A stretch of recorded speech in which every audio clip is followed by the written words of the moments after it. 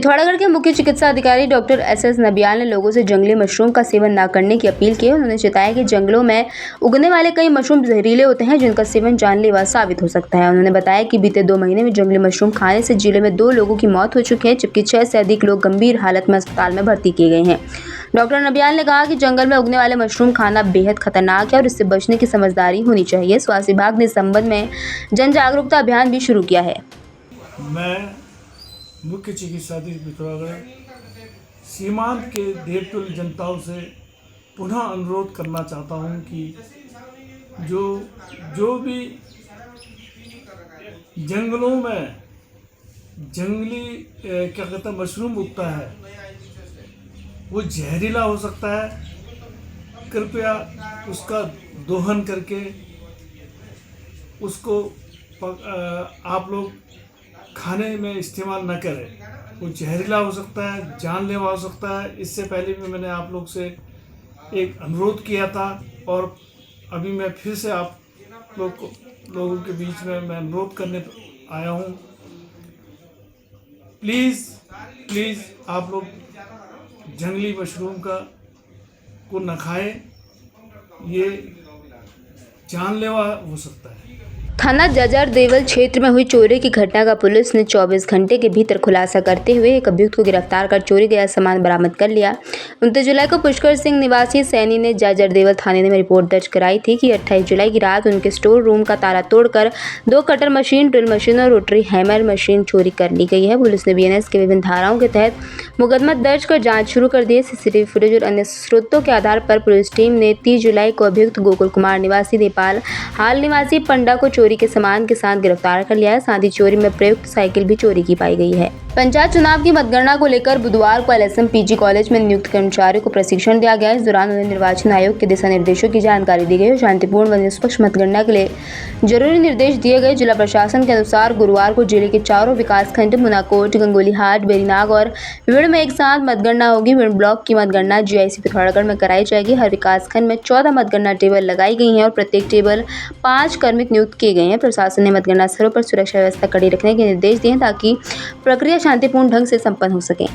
पिथौरागढ़ जिले में पंचायत चुनाव के दौरान महिला कार्मिकों की ड्यूटी राज्य निर्वाचन आयोग की नियमावली के विपरीत लगाए जाने के लिए शिकायत की गई है। पूर्व जिला पंचायत सदस्य जगत मरतोले ने आरोप लगाया है कि महिलाओं की तैनाती 50 से 100 किलोमीटर दूर केंद्रों में की गई, जबकि नियमावली के अनुसार दुरुस्त स्थानों पर ड्यूटी नहीं लगाई जानी चाहिए।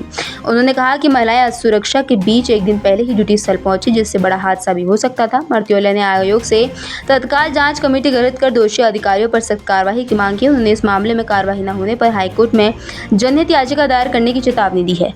राज्य निर्वाचन आयोग के हस्तक्षेप और जिला निर्वाचन अधिकारी के पत्र और आयोग की स्पष्ट नियमावली के बाद भी पिथौरागढ़ जनपद के 8 विकास खंडों में पंचायती चुनाव में जो महिला कार्मिक हैं उनकी ड्यूटी 50 से 100 किलोमीटर के मध्य लगाया गया। महिलाएं स्वयं अपने रिस्क पर भय और असुरक्षा के बीच अपने मतदान स्थलों पर जहां ड्यूटी लगी गई थी वहां स्वयं पहुंची और रात भी उन्होंने वहां काटी।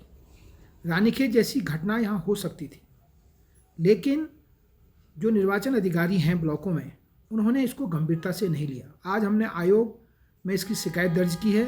अगर आयोग ने इसमें कोई एक्शन नहीं लिया तो हम उच्च न्यायालय नैनीताल में एक जनहित याचिका इस पर दायर करने वाले हैं और हम महिलाओं के सम्मान, सुरक्षा और जो नियमावली है उस पर कोई भी समझौता नहीं करेंगे। टनकपुर पिथौरागढ़ राष्ट्रीय राजमार्ग बुधवार सुबह घाट के पास मलबा गिरने से कई घंटों तक बंद रहा। पहाड़ी से लगातार भारी बोल्डर और मलबा गिरने के कारण मार्ग पर यातायात पूरी तरह ठप हो गया। इससे दोनों ओर वाहनों की लंबी कतारें लग गई और यात्री घंटों तक जाम में फंसे रहे।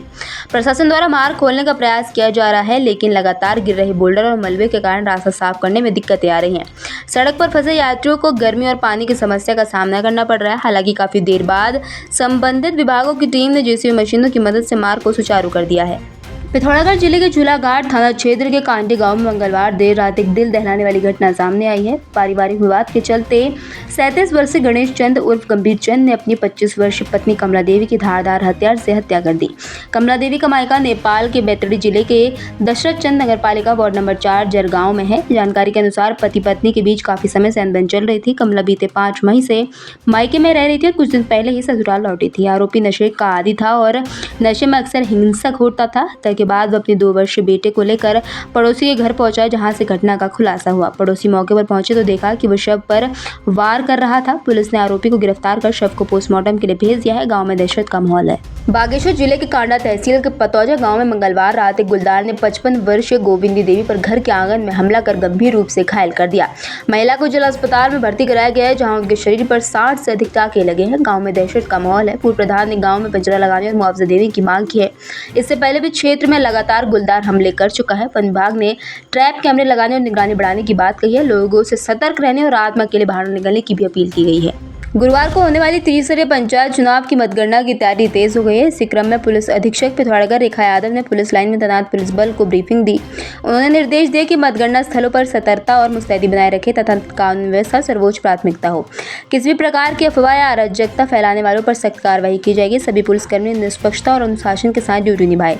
इस अवसर पर पुलिस उपाधीक्षक गोविंद बल्लभ जोशी, KS रावत सहित अन्य अधिकारी ने भी आवश्यक दिशा निर्देश दिए। STF ने नकली दवाओं के रैकेट से जुड़े एक और शातिर आरोपी पंकज शर्मा को दबोच लिया है। आरोपी पंचकुला हरियाणा में बैठकर कैंसर, ट्यूमर और सर्वाइकल जैसी गंभीर बीमारियों की नकली दवाएं दिल्ली, हरियाणा, राजस्थान और उत्तराखंड में सप्लाई करता था। पंकज के पास दवाइयों का वैध लाइसेंस था, लेकिन वो उसकी आड़ में नकली दवाओं का कारोबार करता था।